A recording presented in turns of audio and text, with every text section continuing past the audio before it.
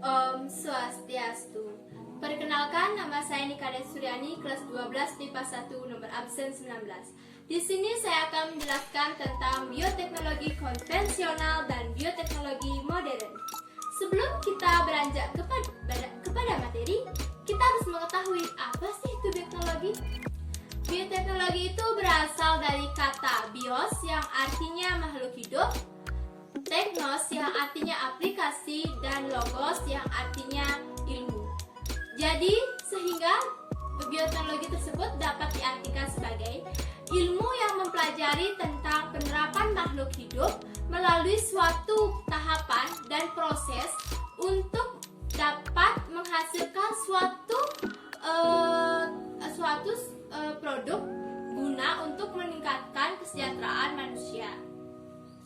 Pada tahun 1979, I.F. Hutton untuk pertama kalinya dapat menemukan peralatan untuk kitab bioteknologi yang digunakan pada saat ini.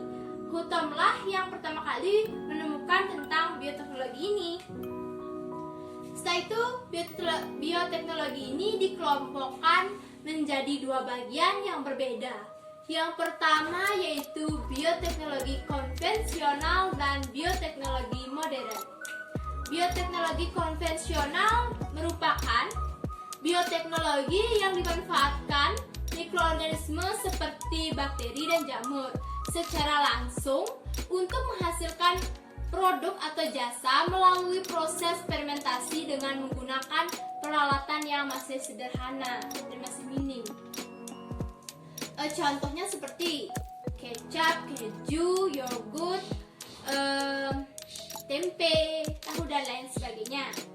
Adapun ciri-ciri dari bioteknologi konvensional ini yaitu pertama, belum menggunakan prinsip-prinsip ilmiah. Yang kedua, adanya menggunakan mikroorganisme secara langsung dan adanya menggunakan alat-alat bioteknologi yang masih sederhana dan minim. Yang ketiga yaitu hanya diproduksi dengan skala kecil saja. Yang keempat itu adanya ilmu yang memperoleh warisan secara turun-temurun yang sudah menjadi kebiasaan dalam pembuatan bioteknologi ini. Selain kita mengetahui ciri-ciri dari bioteknologi, kita harus mengetahui apa juga manfaat bioteknologi ini. Bioteknologi konvensional ini memiliki 4 manfaat yang secara kita bisa bayangkan beberapa manfaatnya. Misalnya, membuat makanannya lebih awet seperti salah satu contoh makanan asinan. Yang kedua yaitu meningkatkan nilai gizi produk makanan dan minuman. Yang ketiga yaitu ada menciptakan sumber makanan yang baru. Misalnya sumber makanan yang baru itu seperti apa sih contohnya? Nata de coco, minuman kelapa, atau lain sebagainya. Yang keempat itu meningkatkan perekonomian rakyat. Yang kedua itu adanya bioteknologi modern. Bioteknologi modern merupakan bioteknologi yang dilakukan melalui proses rekayasa genetika yang manipulasi gen dengan menggunakan alat dan cara kerja yang canggih dan modern. Contoh bioteknologi modern ini misalnya DNA perekonomian atau rekombinan, ada fusi protoplasma, ada kultur jaringan, dan lain sebagainya. Kita akan membahas yang pertama yaitu rekayasa genetika. Rekayasa genetika merupakan suatu proses manipulasi atau pengubahan gen-gen dalam tubuh makhluk hidup. Misalnya, rekayasa genetika dilakukan dengan cara menambahkan atau menghilangkan gen tertentu agar terbentuk DNA baru. Tahapan teknik rekayasa genetika ini memiliki beberapa tahapan, yaitu ada sekitar 5 tahapan. Tahapan pertama yaitu adanya penyiapan fragmen atau potongan DNA. Yang kedua, penyiapan vektor virus atau virus. Yang ketiga itu ada penggabungan rekomendasi atau potong-potongan DNA. Yang keempat yaitu ada penyisipan DNA atau gabungan pada sel-sel tanaman. Yang kelima ada organisme akan tumbuh menjadi tanaman yang dengan sifat yang lebih baru. Gambarnya bisa kalian lihat di sini. Yang kedua itu atau yang B ada kultur jaringan. Kultur jaringan merupakan teknis memperbanyakkan tanaman. Di dalam kultur jaringan ini kita bisa memperbanyak suatu tanaman dengan cara mengeksploitasi bagian tanaman yang tertentu baik berupa sel, jaringan atau dengan tanaman dalam media yang bagus dan dijamin kualitas bagusnya. Dalam kultur jaringan ini terdapat beberapa tahapan, sekitar 5 tahapan ya. Tahapan pertama itu tahapan persiapan, di mana di tahap persiapan kita harus dengan maksimal mempersiapkannya secara bagus, independen dan dapat menguji mikroorganismenya supaya lebih bagus dan menyiapkan faktor-faktor yang lumayan untuk mendukung terjadinya mikroorganisme tersebut. Yang kedua itu ada namanya tahap inisiasi kultur. Tahap inisiasi kultur ini merupakan tahap penanaman eksperimen yang telah didesterilisasi, selanjutnya ditanam pada media yang telah dipersiapkan dan bagus, sudah diisi beberapa mikroorganisme yang sesuai. Yang ketiga itu ada tahap multiplikasi. Tahap multiplikasi ini merupakan tahapan pertumbuhan expand atau terbentuknya akar dari suatu tanaman baru. Yang keempat adalah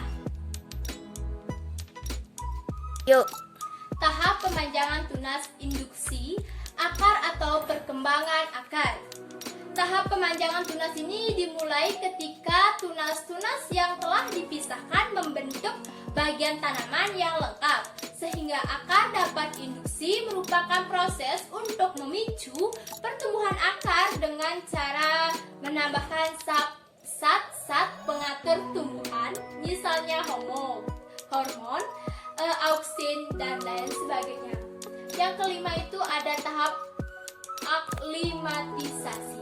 Tahap ini merupakan tahap akhir kultur jaringan yang dilakukan dengan memindahkan planlet dari ruang tumbuhan ke ruang lingkungan yang lebih terbuka agar mudah terjadinya fermentasi yang lebih sempurna. Kalian bisa melihat gambar fermentasi atau tahap aklimatisasi berikut, yaitu pada tanaman wortel. Nah, setelah kalian melihat adapun kelebihan dari kultur jaringan ini, yang pertama adanya memperoleh bibit tanaman yang sangat seragam dan jumlah yang banyak dapat dalam waktu yang singkat. Itu poin pertama dalam kelebihan kultur jaringan. Yang kedua itu ada perbanyakan tanaman tidak dipengaruhi oleh iklim dan cuaca. Yang ketiga itu ada kualitas bibit yang bagus. Yang keempat ada memerlukan tempat yang luas, bagus di luar, dan dekat dengan matahari, tidak terlalu gelap ya. Yang kelima itu ada pertumbuhan bibit yang lebih cepat jika dibandingkan dengan perbanyakan secara konvensional. Selain ada kelebihan, ada pula juga kekurangannya. Kekurangannya yaitu kesulitan dalam penanganan planlet yang kecil. Yang kedua itu ada kestabilan genetik yang tidak selalu dipertahankan. Yang ketiga itu ada tingkat keberhasilan teknik kultur jaringan yang sangat rendah dan genotipe penyakitnya terlalu banyak. Yang keempat itu adanya memerlukan biaya yang cukup tinggi dan besar. Dalam membuat kultur jaringan ini, kita harus mempunyai biaya yang cukup memadai untuk kita bisa membuat kultur jaringan ini agar lebih sempurna.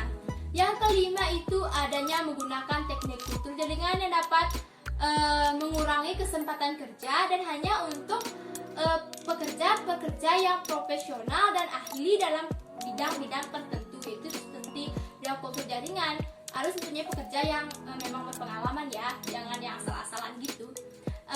Sekian penjelasan saya tentang bioteknologi konvensional dan bioteknologi modern. Saya tutup dengan Paramasanti. Om Santi.